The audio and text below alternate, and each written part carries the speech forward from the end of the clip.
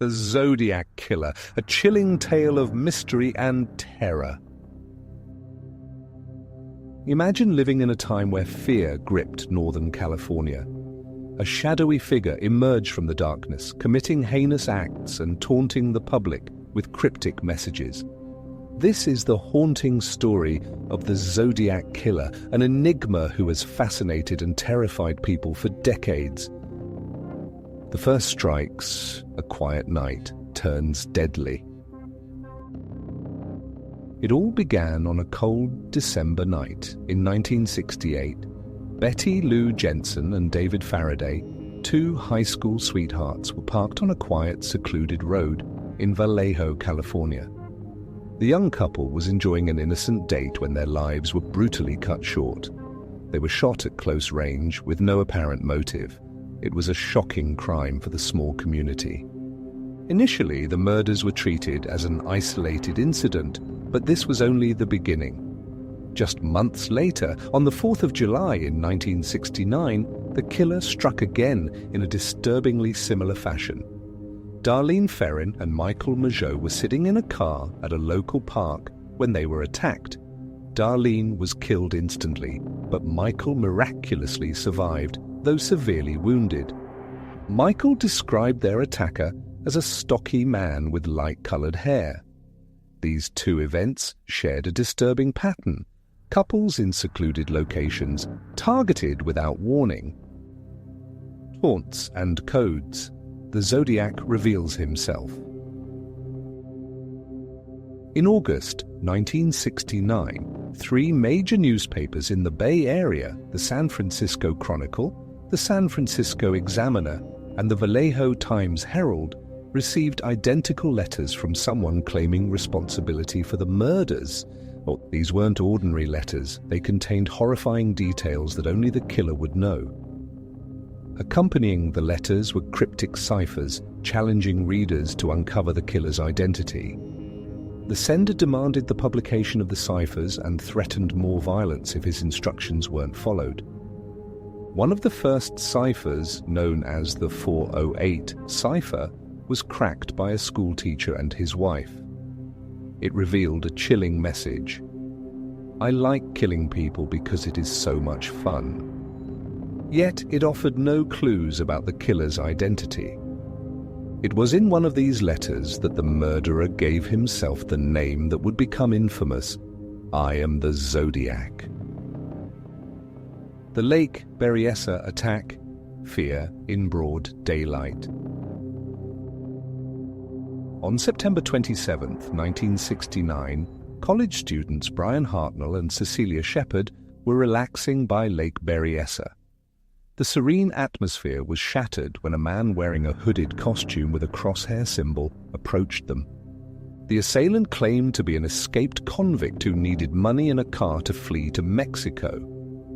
He tied them up with pre-cut lengths of rope, then stabbed them repeatedly. Brian miraculously survived the attack and later provided a harrowing account of what happened. Cecilia, however, succumbed to her injuries. Before fleeing the scene, the Zodiac drew his signature crosshair symbol on Brian's car door and wrote the time and method of the attack. Hours later, he called the police to confess, directing them to the crime scene. The murder in the city? A bold move. On October 11, 1969, the Zodiac took a bold step by committing a murder in a populated area. San Francisco taxi driver Paul Stein picked up a passenger in the city's theater district. When they reached their destination, the passenger shot Stein in the head. This time, there were witnesses. Teenagers from a nearby house saw the killer wipe down the car and walk away calmly. Despite their descriptions, the killer managed to evade capture.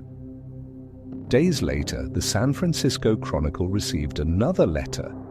Enclosed was a piece of Paul Stein's bloody shirt, a gruesome token to prove the writer's authenticity. A game of cat and mouse. The Zodiac's letters continued, filled with cryptic ciphers, threats, and taunts. In one letter, he claimed to have killed 37 people, though police could confirm only 7 victims, 2 of whom survived.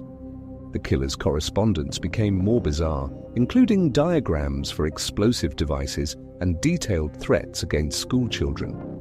The authorities scrambled to decode his messages, but the Zodiac always seemed one step ahead. The suspects, a trail of theories. Over the years, numerous suspects were investigated. Arthur Lee Allen became one of the most infamous names associated with the case.